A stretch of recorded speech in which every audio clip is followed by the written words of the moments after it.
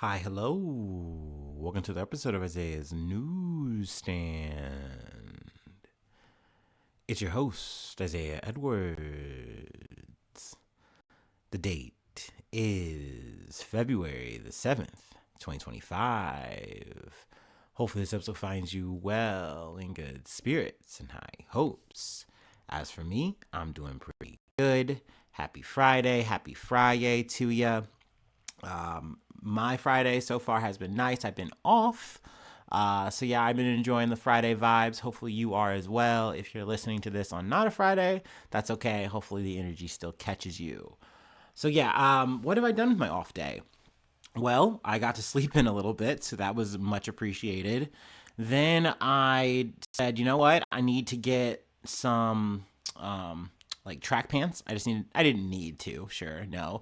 But I had to replace some pants I usually wear out of the gym because they were some sweatpants and they just had like a gooch hole in there. So I was like, that's not really good, especially since it's still winter right now. So, retired those, they're done, and swapped in some black and white track pants, which is like a staple pant for me on the weekends.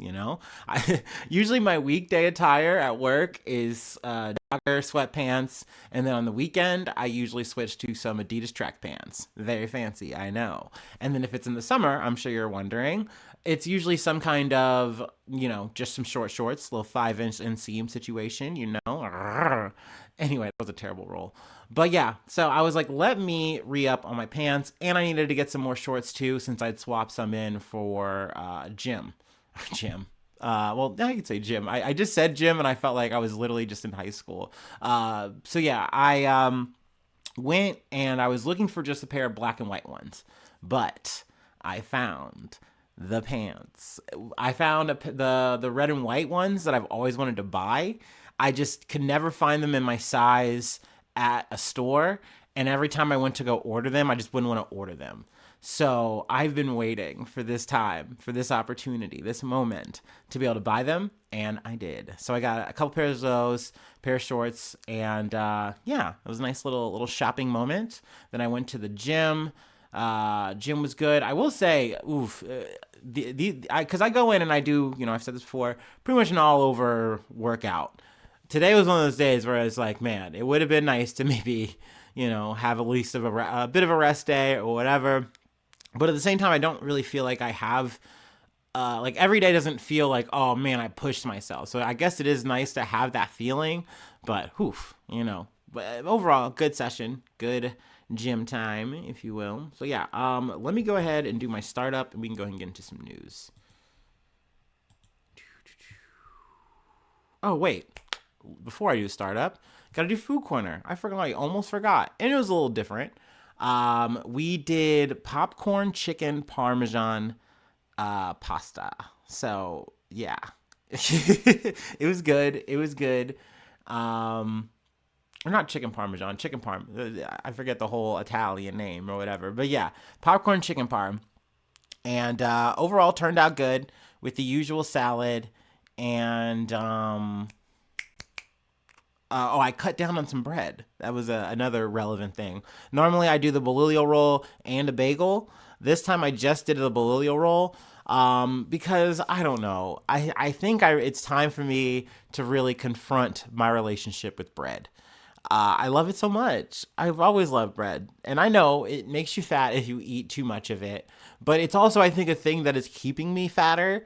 And I gotta find ways to maybe start cutting that out a bit. Maybe completely. I don't know. But I shudder to thought. I shudder to think. With me without bread, it just sounds like it's like a black and white life. Like it just doesn't sound right. It doesn't make sense. I want to eat bread as much as I can, in my life. So I don't know. For so long I've been like, it's worth it. It doesn't matter. I love eating what I'm able to eat, but I do find myself wanting to like make inroads and changes to how I'm eating. I don't want to say the word. I don't want to say the word diet, but just a scale back, a cut down, whatever. I'm just trying to make inroads there. So we'll see how that goes. I'll keep you posted. But overall, good meal. Kind of wish I had added more sauce, but maybe for the sake of nutrition or whatever. I don't know. Maybe it was good that I didn't go hog wild on the sauce. But yeah, overall, it was yummy. Popcorn chicken or not. And I know it seems really childish to do it with popcorn chicken, but it's what I have. I don't really like having a big cutlet, if I'm being honest. So it just kind of works out that way for me. I don't know. But yeah, it's a good meal. Anyway, let me go ahead and do the startup and we'll get into the news.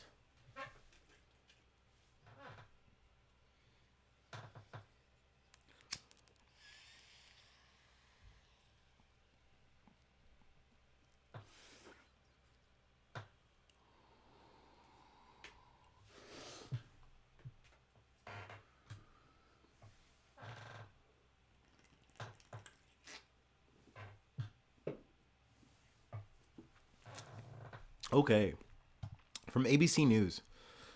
Crews still searching for flight reported missing on Thursday in Alaska. Crews in Nome, Alaska are conducting a search and rescue operations after a Bering Air caravan with 10 people aboard went missing, according to local authorities. Bering Air Flight 445, a Cessna 208B, disappeared while flying from Unalakleet Airport to Nome Airport around 3:20 p.m. local time Thursday, the FAA, or the Federal Aviation Administration, said. The aircraft was 12 miles offshore, transiting from Unalakleet to Nome when its position was lost, the U.S. Coast Guard Alaska Maritime Region said. There were 9 passengers and a pilot on board. So yeah, I mean, to me, this is obviously a developing story, but I can't imagine how that happens. How you just lose a flight like that? That feels like some Twilight Zone shit. This isn't me being conspiratorial. I'm hoping that they find the flight and somehow, some way, there's some survivors of some sort. I don't know. I don't know how this could have happened. But I will definitely keep you posted. But yeah, I mean, let me just read a little bit more. The Nome Volunteer Fire Department said in a Facebook post it was conducting an active ground search, but that due to weather and visibility, its crews were unable to search by air. So I imagine, obviously, that plays a factor in how the plane was lost, but I imagine things clear up and you would find it. But you'd also think that we'd have the technology to keep track of any plane in the air. So I don't know. Very, very strange, very odd. Air circumstance. But yeah, let's go ahead and move on to our next story. This is a bit local to Ohio. Not good news, though. From NBC News, suspect arrested after 2 killed and 4 injured in Ohio warehouse shooting. A second person has died following a shooting Tuesday night at a warehouse in Ohio, police said. The victim had been taken to the hospital but succumbed to their injuries, the New Albany Police Department said in an update early Thursday morning. 4 people remain hospitalized and 1 person was pronounced dead at the scene of the shooting. The suspect, Bruce Reginald Foster III, was arrested at a house in a home in Columbus on Wednesday after a brief manhunt. He faces a charge of aggravated murder. The shooting happened around 10:30 p.m.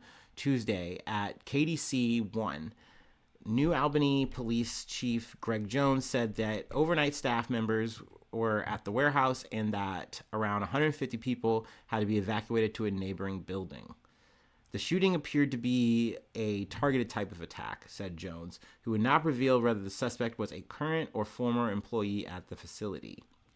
Jones said officers were still contacting families of those who were killed or injured.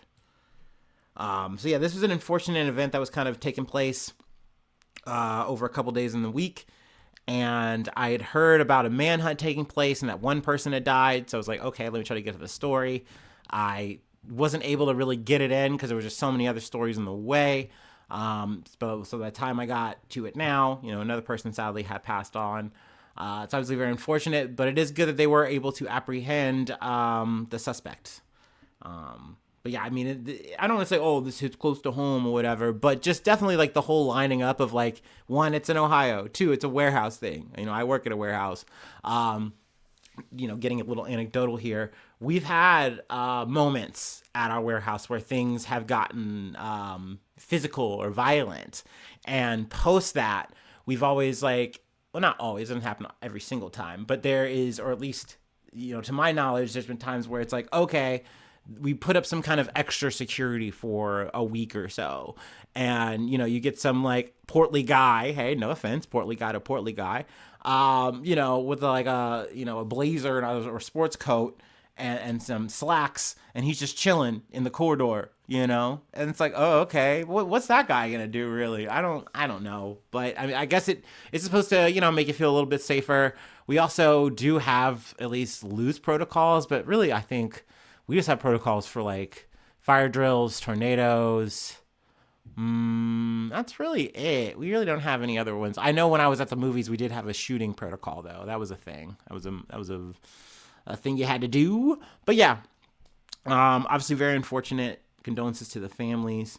But let's go ahead and move on to some recalls, or a recall really is the focus for this. Retail Wire, broccoli recall. Walmart product now labeled deadly by the FDA. The broccoli recall affecting products sold in Walmart stores in 20 states has now been labeled as deadly by the FDA, or the Food and Drug Administration.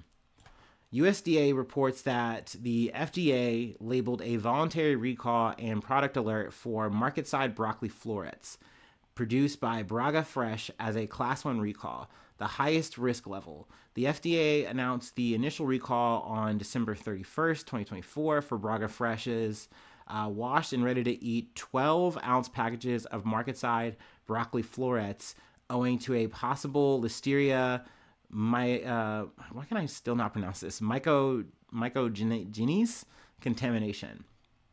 We're going to skip some of the extra little code and all that kind of stuff. The FDA issued a Class 1 notice on January 27, 2025, indicating that this broccoli recall has the most significant level of danger due to the potential of death. So that's a little scary. That's upsetting. Like I said, there's 20 states. We're not going to go down the list of all of them. There was also a recall for the Great Value brand chicken broth, which comes in 48-ounce canisters, although the FDA issued a statement on its website on January 8th. The recall began on December 11th. So I'm not sure if I've covered that one. Also, I'm not sure if I did the recall for the florets on the 31st. I'm not sure. There's always so much news. Sometimes I see a thing, but I don't report it. Sometimes I do, and then I forget. These things happen. But on the wings of that, I know we did have that conversation kind of closing out last year into this year. What was really the winning kind of thing? What was the big scare for next year? Was it Listeria? Was it bird flu? Both are seemingly very active in 2025. We've covered a couple recalls with Listeria being a prime cause and reason for it.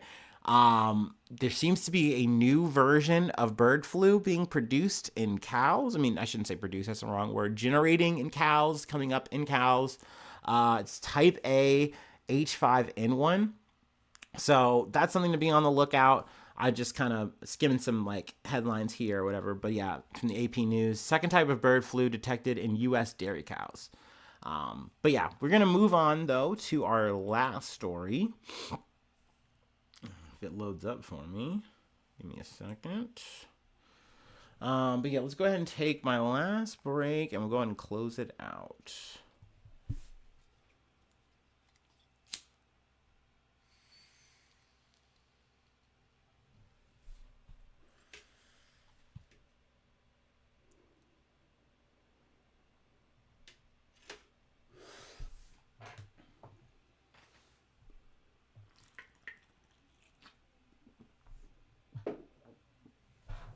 All right. Our last story comes from PC Gamer. Man charged with $65 million worth of cryptocurrency heists was reportedly discovered through chatting on Discord with a company they allegedly stole from. Ooh, let's see. Okay. The U.S. Department of Justice has filed charges against an alleged crypto hacker who it claims stole $65 million in cryptocurrency starting when he was just 18 years old. The now 22-year-old Andine, we're going to say Andine Majokovic or Majokovic. We're going to say Majokovic faces 5 charges linked to an indictment. The focus of these charges is for allegedly stealing approximately $65 million in cryptocurrency from KyberSwap and Index Finance Decentralized Finance, or DeFi, protocols. The first hack in relation to Index Finance involved a systematic vulnerability. Effectively, Index Finances managed to cut out many of the middle management fees from trading with built-in regulatory systems, and this reduced overhead partially led to its renown. However, it also appeared to be its fault. Index finance is monitored with a complex system of checks and balances by adjusting pool prices and liquidity, the cost and size of the digital market that users can purchase, for its crypto funds to incentivize or disincentivize users from trading. As pointed out in Bloomberg's investigation of Index Finance in 2022, this model assumed users would interact rationally with the protocol, buying low and selling high. Which I think that's already a big red flag to me in terms of like, see, this is why I'm very weary of any kind of like crypto being introduced in any kind of way where people are supposed to be like making money off of, like it's like an actual asset or whatever the fuck, because it can just be manipulated and fucked with in so many ways, and people have this push and pull of saying, oh, we do want to regulate it, oh, we don't want to regulate it, and you wind up meeting in these weird gray areas, and that's pretty prime for exploitation, which it seems like Medvedev, which I'm still going to keep getting his name fucking butchered, found the loophole for and was looking and ready to exploit. Medvedev allegedly exploited this by loaning over $150 million in a flash loan, where he borrowed and gave back crypto assets in a single line of programmed transactions. This code would then purchase a vast supply of tokens immediately, artificially pumping their value, where it would then swap that currency for a different one through an action known as minting. In the same action, another flash loan would be taken to purchase a different token known as Sushi. That Sushi token would find its way into the pool of currency, which would navigate around restrictions on the amount of tokens that can be introduced.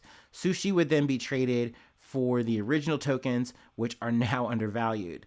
This process is claimed by the Doge to have finished with Medvedev burning and minting the supply of tokens to trade $4 million worth of Sushi tokens and $21 million worth of others. The loan is repaid, and he is being accused of cashing out $11.19 million for himself. Interestingly, a key part of this process is that the code gifted the Sushi tokens back to the pool, which isn't something a rational buyer would do, thus explaining how this system got around Index Finance's protocols. So, I mean, to me, I can be led to understand how this is illegal, what he did. But to me, it also makes sense that he kind of just bounced around the system, and, you know, it's an unethical thing to do, but it seems murky in terms of the legality, and I think that he just tried to get away with it here. After being offered 10% of the cryptocurrency by Index Finance in exchange for Medvedev's handing the cryptocurrency back to them, he allegedly turned this down and instead taunted Index Finance's owners, Lawrence Day and Dillian Kellar, according to the above Bloomberg article. In Lawrence Day's reported email to Medvedev back in 2021, Day implored him to give back the money, ending his email with, "You can choose what difficulty you want to play this game on, easy mode or Dark Souls." I think it's very fucking corny, by the way. Like, I get it. These are nerds talking to each other, having a little bit of a fucking discourse, and they're right. And one of them's riled up, but it's like, come on, man. Just, if you're gonna say a line, just say the easy way or the hard way. You don't have to bring Dark Souls into this. That's cringe. But, I mean, hey, do you think? Needless to say, dude was like, nah, I'm cool. I'm just gonna try to fucking move this fucking money. Medvedev is alleged to have successfully completed this hack at just 18 years old. And how they were allegedly discovered is a paper trail of various accounts across the web. It starts with Day suspecting that someone had recently collaborated with Index Finance, and they had spoken with each other over Discord under the username Umbral Upsilon. Index Finance then linked the attacker's Ethereum wallet to another wallet filled with winnings earned in a recent hacking contest, also under the username Umbra Epsilon. This connected to an email address which was associated with a domain for a school board in Canada, which was similar to a Wikipedia account, which was similar to another on GitHub. A name added to a Wikipedia page for a Canadian quiz by this account gave them the name Andrean Medvedev, notable mathematician.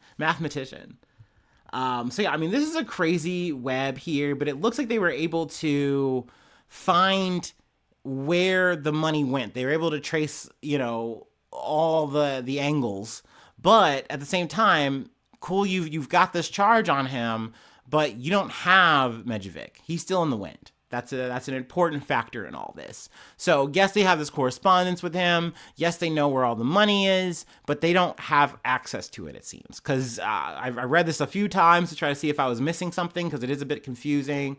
But it seems that they just know where the money is. They don't know where the man is. They don't know where the person is, right? So that's where the story is here. I thought it was pretty interesting. I know it's a bit confusing, and I didn't probably do it, perfect justice, of course. But I did find it interesting, and figured, hey, I'll go ahead and yap about it for a little bit. And I'll keep you posted if I find out anything more. But that will be the episode for today. If you'd like to help out, support the effort, I do have a Patreon. Patreon.com/AisaiahNews. Become a newsie today.